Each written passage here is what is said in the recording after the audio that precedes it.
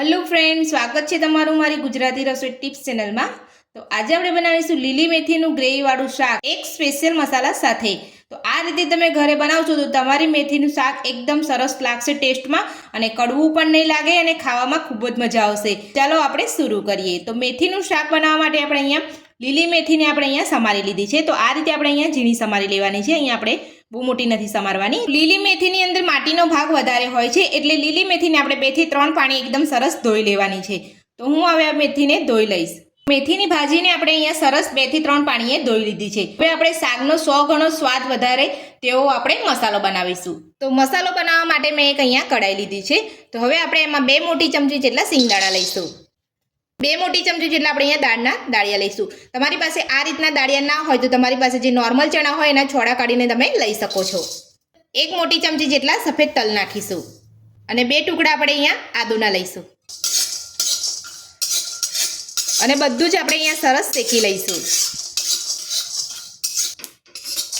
તો બધું જ આપણે અહીંયા સરસ શેકી લીધું છે। તો હવે આપણે એક નાની ડીશમાં કાઢી લઈશું અને ઠંડુ થવા દઈશું। હવે આપણે લીલી મેથીને ફ્રાય કરવા માટે આપણે અહીંયા 2 મોટી ચમચી જેટલું ઘી ઉમેરીશું કઢાઈમાં। ઘીને આપણે ગરમ થવા દઈશું। લીલી મેથીને આપણે અહીંયા ફ્રાય કરી અને પછી શાક બનાવીશું ને તો કડવું પણ નહીં લાગે અને એકદમ ટેસ્ટી લાગશે। અને મેથી તો શિયાળામાં શરીર માટે ખૂબ જ ફાયદાકારક હોય છે। તો ઘી આપણું અહીંયા ગરમ થઈ ગયું છે। તો હવે આપણે અહીંયા અડધી ચમચી આપણે અહીંયા લસણને ઝીણું સમારેલું છે એ લઈ લઈશું અને આપણે અહીંયા લીલી મેથી લઈ લઈશું।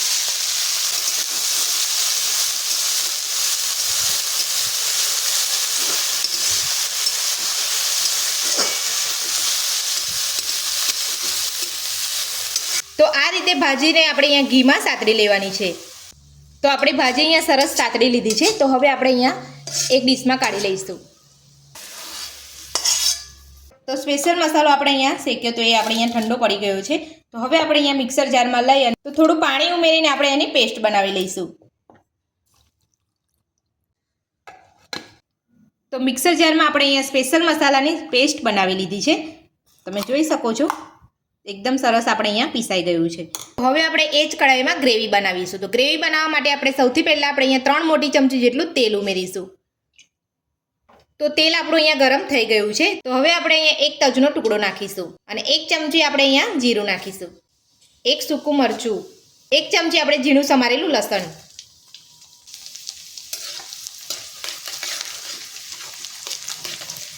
બધું જ આપણે અહીંયા સરસ સાતળી લઈશું। આપણે અહીંયા ગેસની ફ્લેમ જે છે એ મીડિયમ જ રાખવાની છે, ફૂલ ગેસ આપણે નથી રાખવાનો। તો હવે આપણે એક મીડિયમ સાઇઝની ઝીણી સમારેલી ડુંગળી એડ કરીશું। તમારે અહીંયા સૂકી ડુંગળીનો ઉપયોગ ના કરવો હોય ને તમારે અહીંયા લીલી ડુંગળી લેવી હોય તો તમે એ પણ લઈ શકો છો। તો બધું જ આપણે સરસ સાતળી લઈશું। તો ડુંગળી ઉમેર્યા પછી આપણે અહીંયા ગેસની ફ્લેમ ફૂલ રાખવાની છે અને સરસ રીતે આપણે અહીંયા ડુંગળીને બધું સરસ સાતળી લેવાનું છે।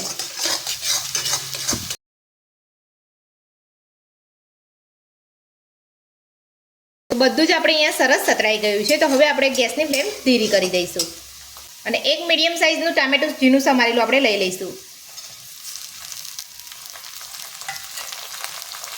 અને ટામેટું અહીંયા જલ્દી કૂક થઈ જાય એટલે આપણે અહીંયા સ્વાદ પ્રમાણે મીઠું ઉમેરી દઈશું।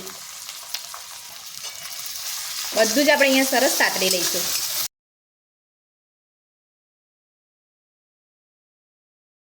તો ટામેટા આપણે અહીંયા કૂક થઈ ગયા છે। તો હવે આપણે એમાં મસાલા કરીશું। તો સૌથી પહેલાં આપણે અહીંયા 1 નાની ચમચી ગરમ મસાલો લઈશું, અડધી નાની ચમચી હળદર પાવડર, 1 ચમચી ધાણા જીરું પાવડર, 1 નાની ચમચી કાશ્મીરી લાલ મરચું। તો આ રીતે તમે કાશ્મીરી લાલ મરચુંનો ઉપયોગ કરશો તો તમારી જે ગ્રેવીવાળી મેથીનું શાક છે એ તીખું વધારે નહીં બને। અને જો તમારે તીખું જોઈતું હોય તો તમારે અહીંયા થોડું તીખું મરચુંનો ઉપયોગ કરી લેવાનો છે।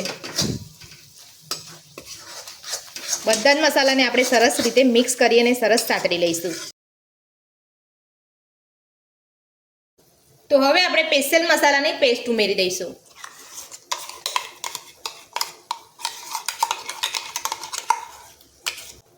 બધું જ મિક્સ કરી લઈશું।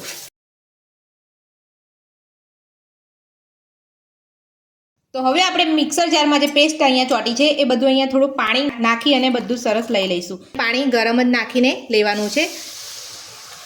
તો આપણે અહીંયા પાણી ગરમ જ કરીને લેવાનું છે। જે આપણે અહીંયા પેસ્ટ બનાવી છે અને મસાલાની ગ્રેવી છે એ તળિયે પેનના તળિયે ચોંટે નહીં. આપણે અહીંયા મિક્સર જારમાં પેસ્ટ બનાવી હતી એની અંદર આપણે અહીંયા ગરમ પાણી ઉમેરીને આપણે અહીંયા બધું હલાવીને લઈ લીધું છે. જે પણ મસાલો અહીંયા ચોટેલો હોય એ બધો જ અહીંયા ગરમ પાણીમાં આવી જાય એટલે આપણે અહીંયા હલાવીને લઈ લીધું છે. અને આપણે જ્યારે પણ અહીંયા આ રીતે ગ્રેવી બનાવીએ ત્યારે આપણે અહીંયા ગરમ પાણીનો જ ઉપયોગ કરવાનો છે. તો આપણે અહીંયા બધું જ મિક્સ કરી લીધું છે. તો હવે આપણે સાતડેલી મેથીની ભાજી ઉમેરીશું. એ બધું જ આપણે અહીંયા મિક્સ કરી લઈશું. તો તમારે ગ્રેવીવાળી ભાજી અહીંયા તમારે જે રીતે તમારે જાડી યા તો પતલી ગ્રેવી રાખવી હોય એ રીતે તમે અહીંયા રાખી શકો છો.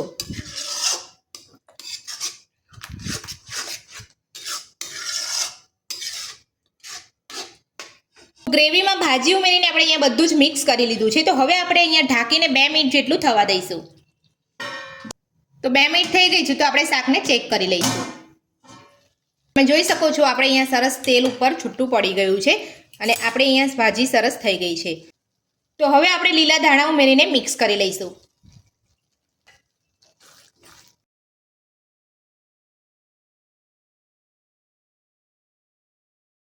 તો ગ્રેવીવાળું મેથીનું શાક બનીને આપણું તૈયાર છે. તો હવે આપણે ગેસની ફ્લેમ બંધ કરી અને ગરમા ગરમ મેથીનું શાક આપણે સર્વ કરી લઈશું.